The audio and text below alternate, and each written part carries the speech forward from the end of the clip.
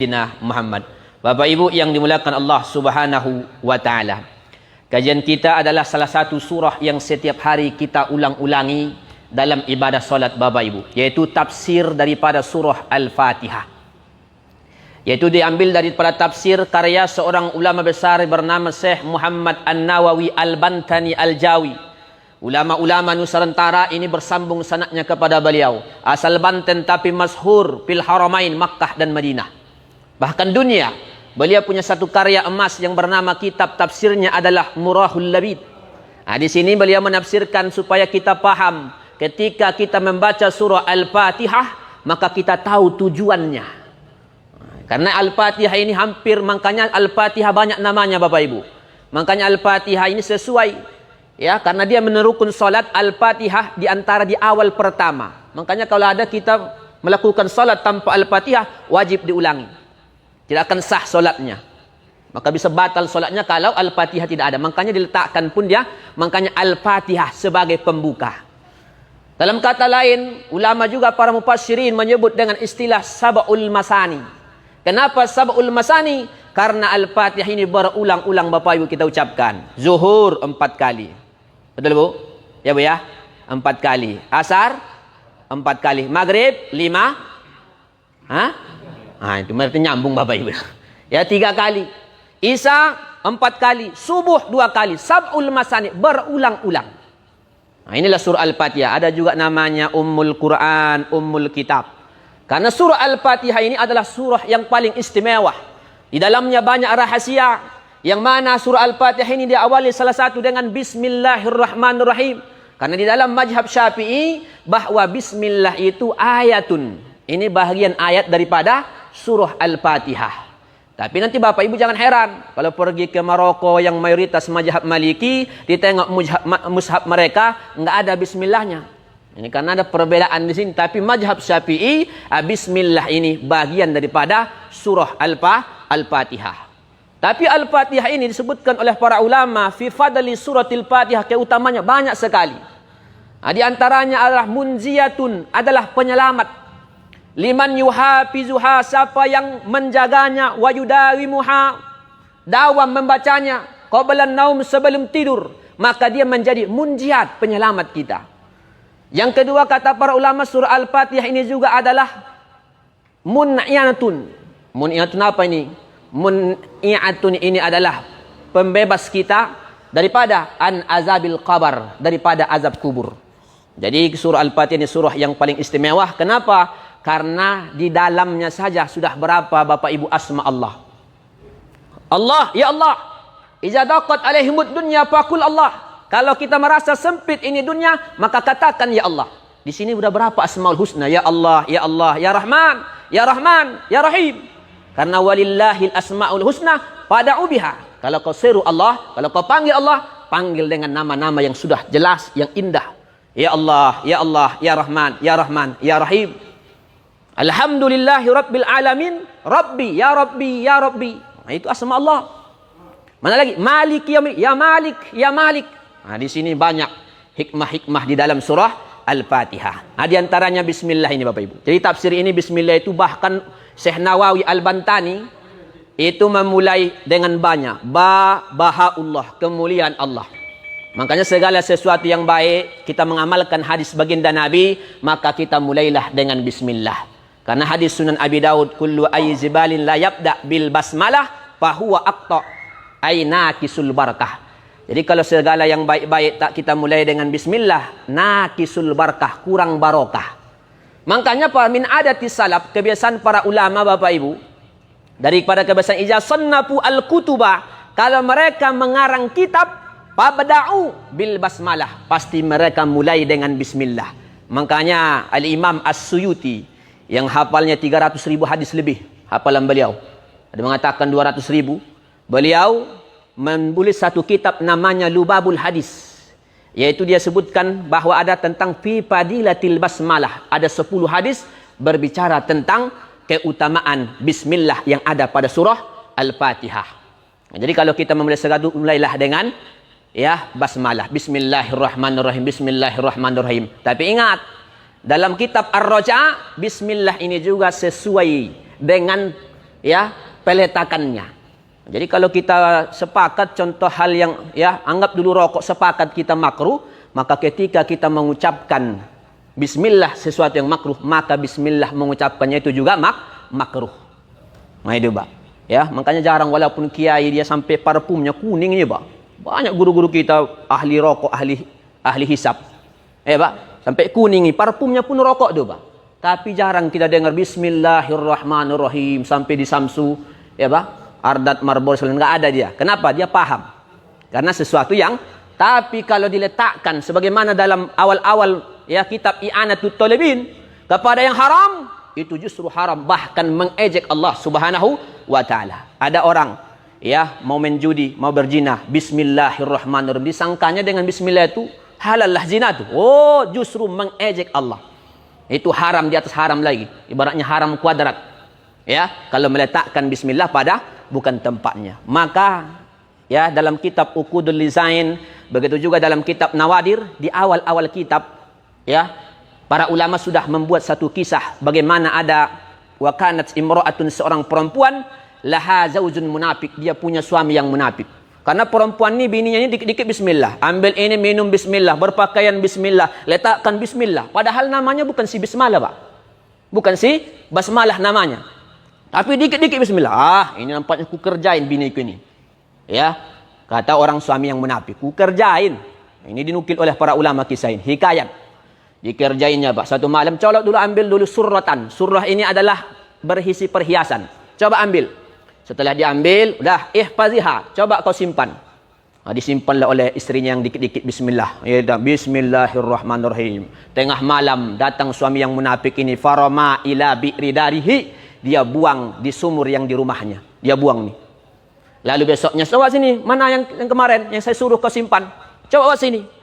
Ya, tiba-tiba datang perempuan ini, dia letakkan wawadat siyadaha, diletakkan tangannya, pakuli, pakolat bismillahirrahmanirrahim, bismillah. Kenapa? Ada lagi barangnya. Kenapa? Fa amarallahu Jibrila ayyanzila ila hadzal bi'ri sari'an. Allah perintahkan malaikat Jibril turun ke sumur itu mengembalikan tadi yang dibuangnya, perhiasan yang dibuang. Ketika perempuan ini mengatakan bismillah, setelah dia datang istrinya, dia bawa ini Bang. Ya, perhiasannya. Tentu pata'ajjaba hajar rajul. Ini suami yang munafik ini ibaratnya takoju ambo kata dia, Pak. Ya, terkejut saya kata dia. Terkejut, pataba ilallah. Maka ini suami bertaubat karena melihat betapa keagungannya, kebesaran Allah Subhanahu wa taala. Maka mulailah bismillah dalam aktivitas yang bernilai baik. Baru alhamdulillah. Alhamdulillahi rabbil alamin. Alhamdulillah. Dalam tafsir Murahul Labid kata Syekh Nawawi, as-sana'u lillah, memuji kepada Allah, as-syukru lillahi ala ni'amihi sawabigi. Kita mengucapkan syukur kepada Allah atas nikmatnya yang sempurna, allazi hudahum al-iman, khususnya nikmat iman. Jadi ketika Bapak Ibu baca alhamdulillah, berarti di antara ini ucapan syukur kepada Allah. Ucapan syukur atas nikmat yang Allah berikan. Nikmat yang mana? Khususnya nikmat iman yang mesti kita syukuri. Banyak Bapak Ibu orang yang sehat badannya. Ya, sehat badannya, banyak hartanya, tapi enggak ada nikmat iman, tak tergerak hatinya menuju rumah Allah Subhanahu wa taala. Jadi alhamdulillah. Makanya alhamdulillah ini dalam kitab Nuruz Zulam, ya sarah daripada kitab Aqidul Awam karya Syekh Muhammad Nawawi juga, beliau menyebutkan bahwa alhamdulillah itu adalah samaniyat ahrufin, 8 huruf. Ini dilalah menunjukkan kata Syekh Nawawi, anna abwabal jannati, bahwa pintu sorga juga kata beliau 8. Jadi di setiap huruf daripada alhamdulillah ini punya rahasia dan punya makna. Cuma nggak bisa kita bahas satu-satu di sini Bapak Ibu. Maka siapa yang membacanya ikhlas karena Allah, maka dia akan Allah beri ta'ziman lahu, sebagai kemuliaan baginya, dia akan bisa memasuki di mana pintu mana saja yang 8 daripada sorga. Dengan kemuliaan mengucapkan alhamdulillah. Jadi ketika kita mengucapkan tafsirnya alhamdulillah adalah pujian syukur atas nikmat Allah. Tapi tidak cukup hanya di lidah dengan ucapan alhamdulillah. Mesti ditunjukkan. Mesti dibawa nikmat Allah ini untuk mendekatkan diri kepada Allah. Contoh nikmat harta. Jangan sempat harta ada setiap tahun bisa layak berkurban, tapi sepanjang hidupnya tak pernah berkurban. Maka kata Imam Ibnu Hazm, pendiri mazhab ulama besar, kullu nikmatin, setiap nikmat, la yuqarribu ilallah, tidak bisa kita bawa nikmat itu untuk mendekatkan diri kepada Allah. Di antara nikmat-nikmat harta, ya, tak mau kita memberikan sebagian harta kita hanya mungkin patungan 2.800.000, 2.700.000, 2.300.000, 2.400.000. Tidak mau kita. Fahiya baliyatun azimah, itu sebenarnya musibah yang paling besar menimpa seseorang. Punya nikmat, tapi satu pun nikmat itu tak dia bisa bawa untuk mendekatkan diri kepada Allah Subhanahu wa taala. Padahal kurban itu sesuai dengan katanya, kurban, pendekatan diri kepada Allah Subhanahu wa taala. Rabbil alamin, apa kata Senawi? Khaliqul khalqi, yang menciptakan makhluk. Boleh khaliqil khalqi. Nah, ini kenapa sampai gini? Karena ada orang ini mencari-cari apa, Pak? Supaya bisa kita katakan cara bacanya dua. Karena ada orang semenjak ada live ini, dia cari kapan Ustaz ini salah ini. Memang begitu ya. Ya, makanya ada juga orang sekarang ini aneh-aneh bentuk-bentuk orang ini. Khaliqul khalqi, yang menciptakan segala makhluk, baik dia malaikat, baik dia jin manusia, itu Allah yang menciptakannya. Warazikuhum, yang memberi rizki. Jadi Rabbil alamin, yang memberi rizki. Dan wa muhawwilun an halin ila halin, Allah yang menukar, yang merubah dari satu kepada bentuk yang lain. Maksudnya Allah yang mudabbiril kullal umur, yang mengatur segala urusan. Itulah tafsir daripada Rabbil alamin. Jadi Rabb, rububiyah. Maksudnya apa? Yang mengatur segala alam semesta. Mau dia manusia, mau dia jin, itulah tafsir daripada Rabbil alamin. Yang terakhir tafsir daripada Ar-Rahmanir Rahim, Rahman. Atipu alal barri wal fajiri. Jadi Rahman Allah itu, mau orang jahat, mau orang baik, Allah beri. Walau kana kafirun, sekalipun dia kafir, ingkar kepada Allah, ateis, melawan Allah, Allah Maha Rahman. Makanya tafsirnya atipun alal barri wal fajiri. Mau orang jahat, tak pernah sholat, bahkan mengejek Allah, menghina Allah, tetap Allah kasih rezeki. Itulah Allah itu punya sifat Rahman. Punya sifat Rahman. Bahkan memberi rezeki mereka. Wa yarzuquhum, memberi mereka rezeki. Bahkan wadabul afati anhum, menghindari mereka daripada cobaan-cobaan. Maka jangan heran kita melihat ada orang, dia ya ingkar kepada Allah, dia tak pernah ibadah, dia jahat, tetap Allah berikan rezekinya. Jangankan sedemikian, seekor binatang yang kecil yang berada di dasar lautan, kalau kita pikir secara apa, enggak ada fungsinya, tapi Allah beri rezeki, padahal mengalami beberapa kegelapan, gelapnya malam, gelapnya dasar laut, gelapnya di bawah tanah, tapi Allah sampaikan rezekinya.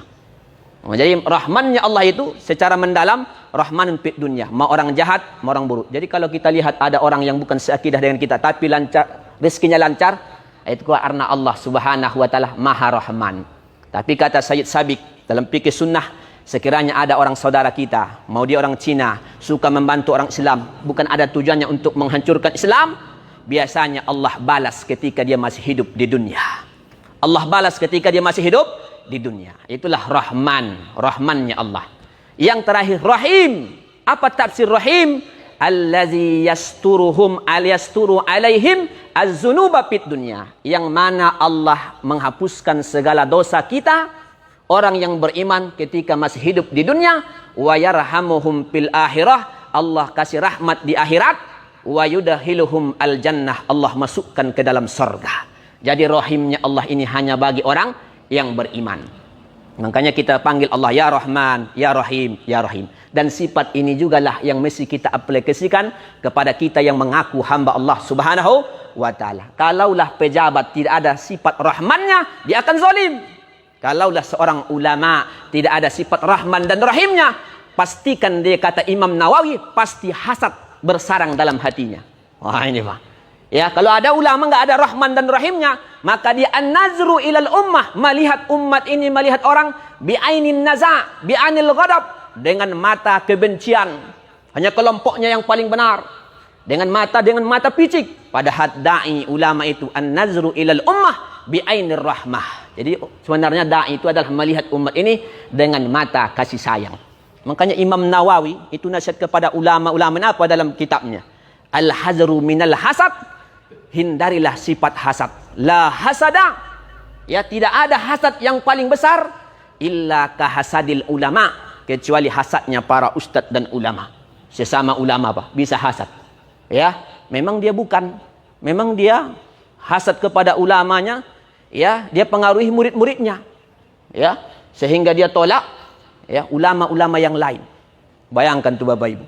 Ya, berapa banyak gara-gara hasad nih? Oh, tolak sini, tolak sini, tolak sini.